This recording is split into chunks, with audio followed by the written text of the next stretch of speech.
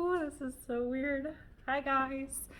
So, we're going to start reading Island of the Blue Dolphins by Scott Odell. So, I thought I would just record myself reading it to you, and then you would have the option of either listening to me read it and following along with the PDF that's in the Google Classroom, or just reading it on your own. So, this is super awkward for me, but here we go. We're going to do 3 chapters at a time, so I'll just let you know when I'm at the end of each chapter, and then that will be it for the day. So this is 18 pages. Chapter 1. I remember the day the Elute ship came to our island. At first, it seemed like a small shell afloat on the sea. Then it grew larger and was a gull with folded wings. At last, in the rising sun, it became what it really was, a red ship with 2 red sails. My brother and I had gone to the head of a canyon that winds down a little harbor which is called Coral Cove. We had gone to gather roots that grow there in the spring.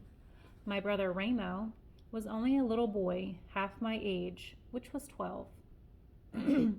He was small for one who had lived so many suns and moons, but quick as a cricket. Also foolish as a cricket when he was excited. For this reason, and because I wanted him to help me gather roots and not go running off, I said nothing about the shell I saw or the gull with folded wings. I went on digging in the brush with my pointed stick as though nothing at all were happening on the sea, even when I knew for sure that the gull was a ship with 2 red sails. But Ramo's eyes missed little in the world. They were black like a lizard's and very large, and like eyes of a lizard, could sometimes look sleepy. This was the time when they saw the most. This was the way they looked now. They were half closed, like those of a lizard lying on a rock about to flick out its tongue and catch a fly. The sea is smooth, Ramo said. It is a flat stone without any scratches. My brother liked to pretend that one thing was another. The sea is not a stone without scratches, I said. It is water and no waves. To me, it is a blue stone, he said, and far away on the edge of it is a small cloud which sits on the stone. Clouds do not sit on stones, on blue ones or black ones or any kind of stones. This one does. Not on the sea, I said. Dolphins sit there, and gulls, and cormorants, and otter, and whales too, but not clouds. It is a whale, maybe. Ramo was standing on one foot and then the other, watching the ship coming, which he did not know was a ship because he had never seen one. I had never seen one either, but I knew how they looked because I had been told. While you gaze at the sea, I said, I dig roots, and it is I who will eat them, and you who will not.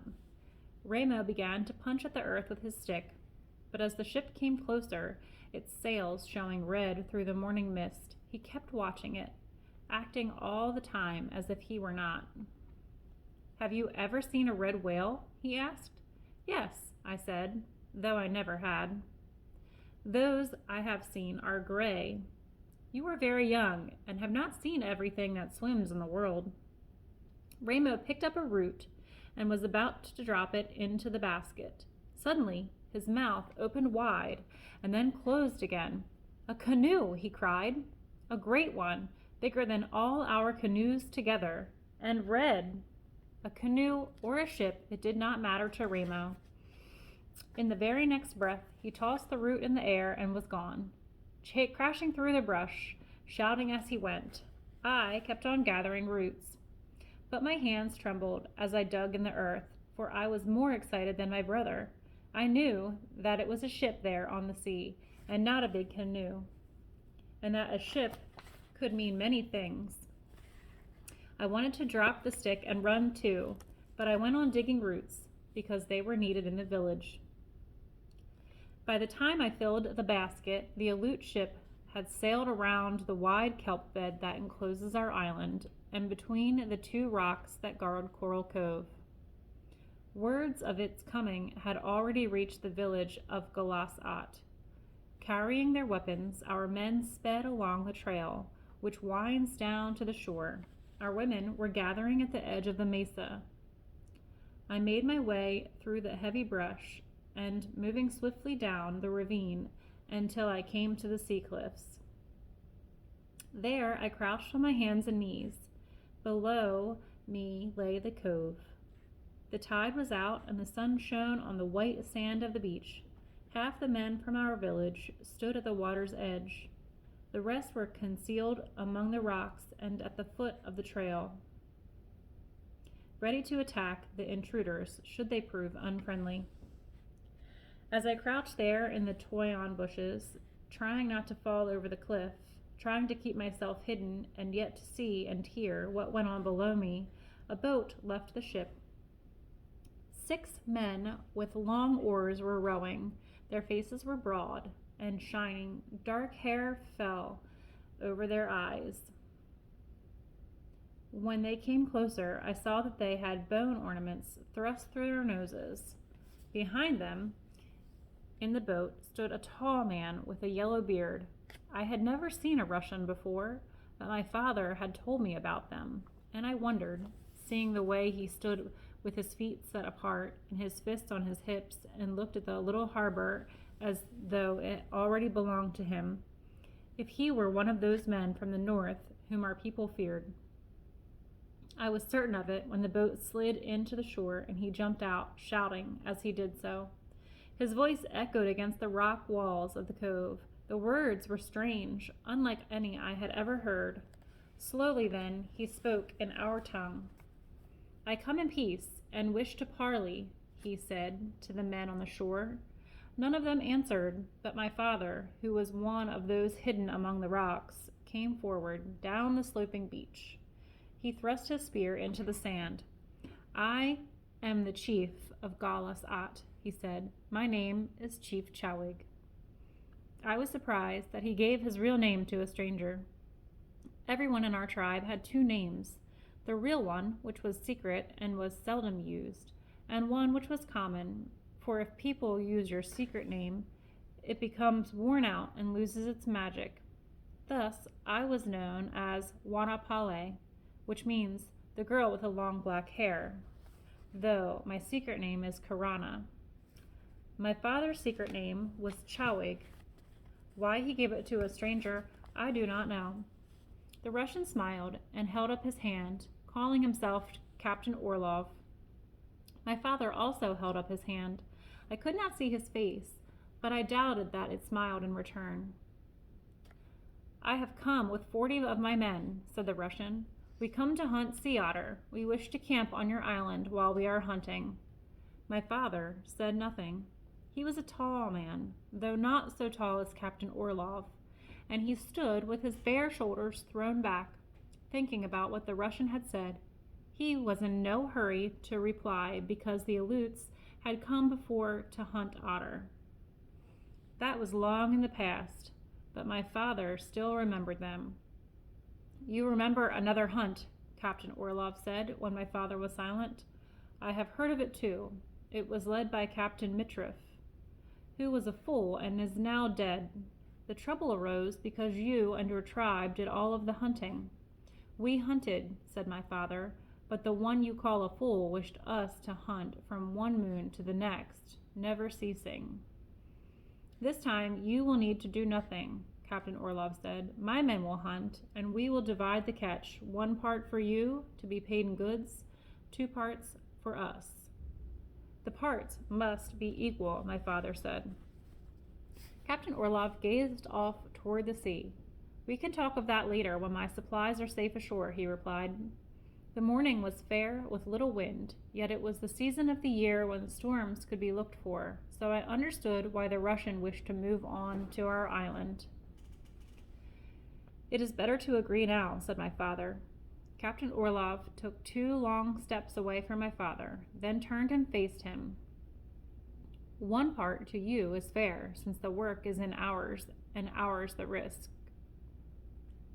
My father shook his head. The Russian grasped his beard.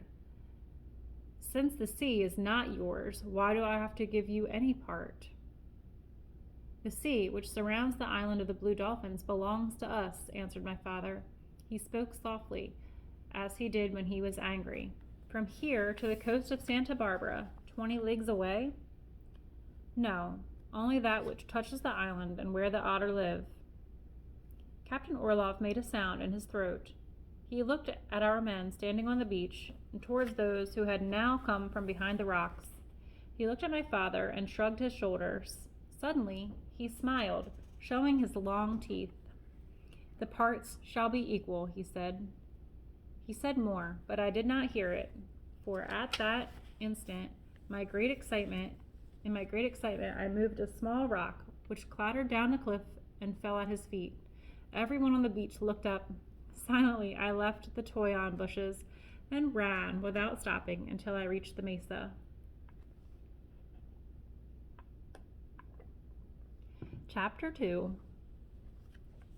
Captain Orlov and his Elute hunters moved on to the island that morning, making many trips from their ship to the beach of Coral Cove.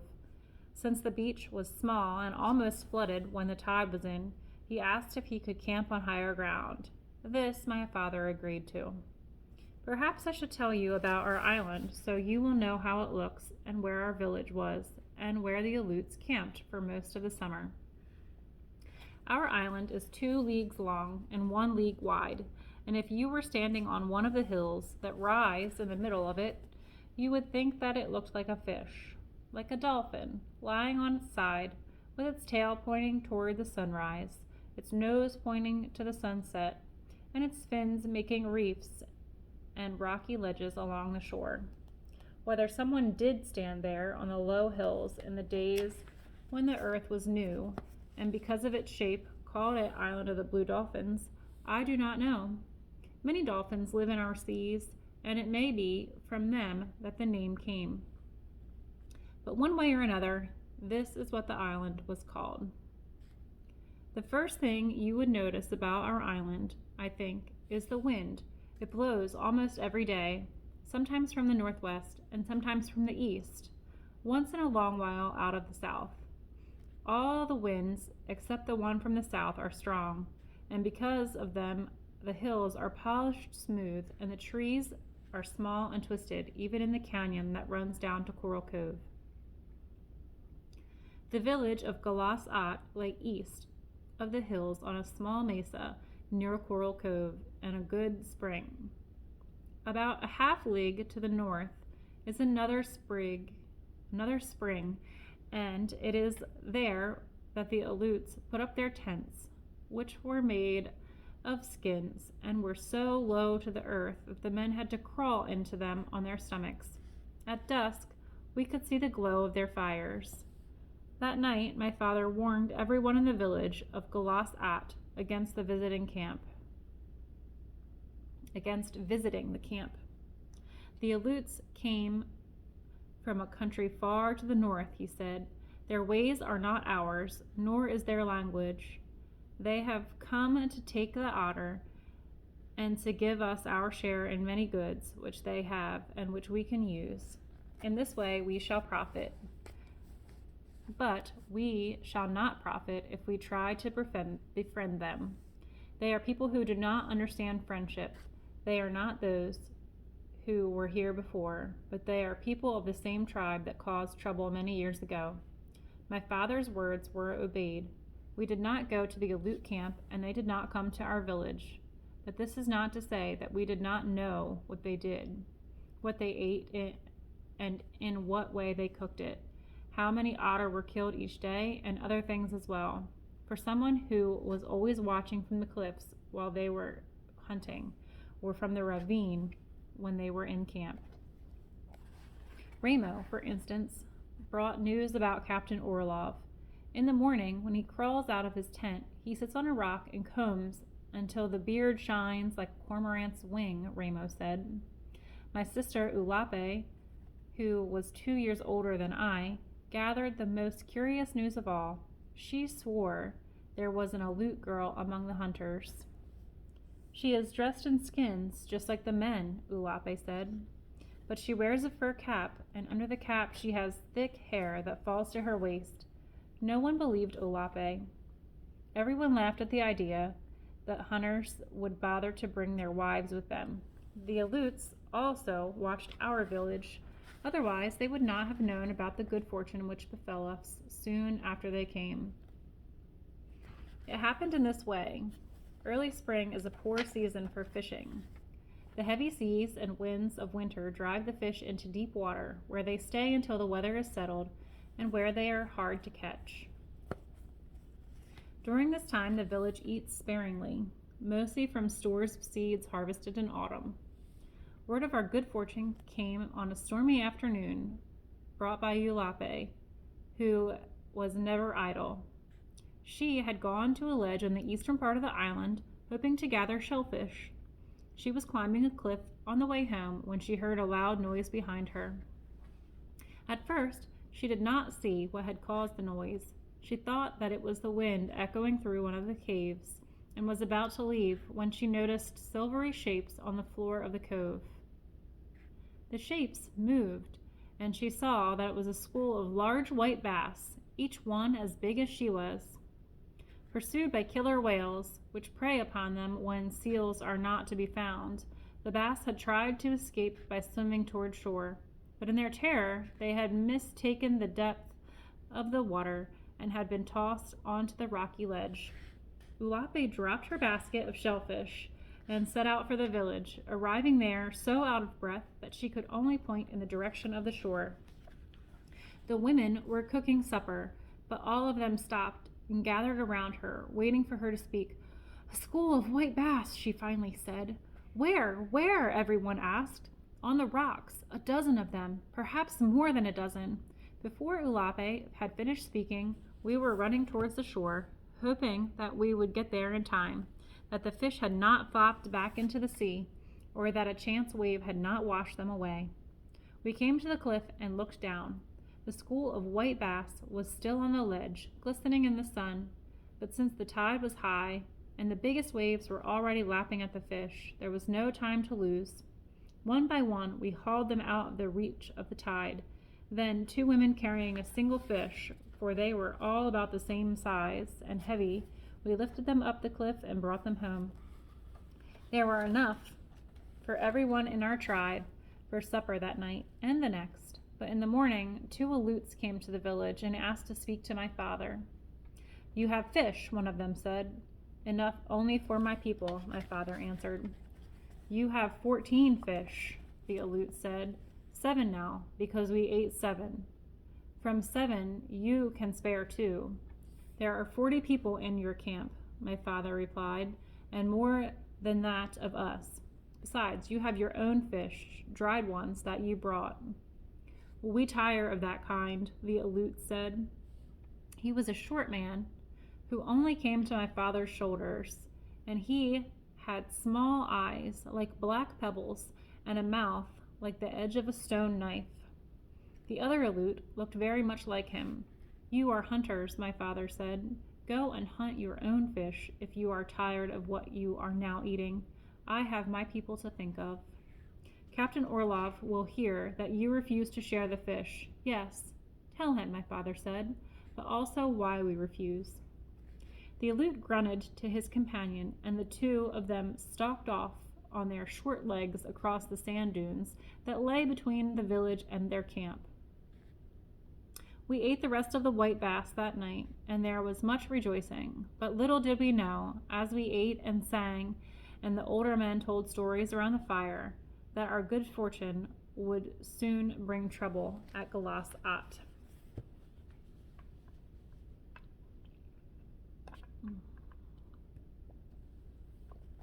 Chapter 3. The wide beds of kelp which surrounded our island on 3 sides come close to the shore and spread out to sea for a distance of a league. In these deep beds, even on days of heavy winds, the Alutes hunted. They left the shore at dawn in their skin canoes and did not return until night, towing after them slain otter. The sea otter, when it is swimming, looks like a seal, but it really is very different. It has a shorter nose than a seal, small webbed feet instead of flippers, and fur that is thicker and much more beautiful. It is also different in other ways. The otter likes to lie on its back in the kelp beds, floating up and down to the motion of the waves, sunning itself or sleeping. They are the most playful animals in the sea. It was these creatures that the Alutes hunted for their pelts. From the cliff, I could see the skin canoes darting here and there over the kelp beds, barely skimming the water, and the long spears flying like arrows. At dark, the hunters brought their catch into Coral Cove, and there, on the beach, the animals were skinned and fleshed. 2 men, who also sharpened the spears, did this work, laboring far into the night by the light of seaweed fires. In the morning, the beach would be strewn with carcasses, and the waves red with blood. Many of our tribe went to the cliff each night to count the number killed during the day. They counted the dead otter and thought of the beads and other things that each pelt meant. But I never went to the cove, and whenever I saw the hunters with their long spears skimming over the water, I was angry, for these animals were my friends. It was fun to see them playing or sunning themselves among the kelp. It was more fun than the thought of beads to wear around my neck. This I told my father one morning. There are scarcely a dozen left in the beds around Coral Cove, I said. Before the Alutes came, there were many. Many still live in other places around the island, he replied, laughing at my foolishness. When the hunters leave, they will come back. There will be none left, I said. The hunters will kill them all. This morning they hunt on the south. Next week they move to another place. The ship is filled with pelts. In another week the Alutes will be ready to go. I was sure that my father thought they would leave soon, for 2 days before he had sent some of our young men to the beach to build a canoe from a log which had drifted from the sea. There are no trees on the island except the small ones stunted by the wind. When a log came ashore, as happened once in a long time, it was always carried to the village and worked on where a chance wave could not wash it away. That the men were sent to hollow out the log in the cove and to sleep beside it during the night meant that they were there to watch the Alutes, to give the alarm should Captain Orlov try to sail off without paying us for the otter skins. Everyone was afraid he might, so besides the men in the cove who watched the Elute ship, others kept watch on the camp. Every hour someone brought news. Ulape said that the Elute woman spent a whole afternoon cleaning her skin aprons, which she had not done before while she had been there. Early one morning, Ramo said that he had just seen Captain Orlov carefully trimming his beard so that it looked the way it did when he first came. The Alutes, who sharpened the long spears, stopped this work and gave all their time to skinning the otter, which were brought in at dusk. We, in the village of Galas At, knew that Captain Orlov and his hunters were getting ready to leave the island. Would he pay us for the otter he had slain, or would he try to sneak away in the night? Would our men have to fight for our rightful share? These questions everyone asked, while the Alutes went about their preparations. Everyone except my father, who said nothing, but each night worked on the new spear he was making. All right, so that's it for this week. Next week we'll pick up with chapter 4 and read through chapter 6. There's some Google Slides activities for you to do, and then a Google Doc activity. And then for this week, there's also like a story summary of the whole novel and an author biography, and they're both super short. But if you have any questions, feel free to message me on Google Classroom. We can go over some stuff together, or we can do a Google Meet and talk that way. Talk to you soon. Bye.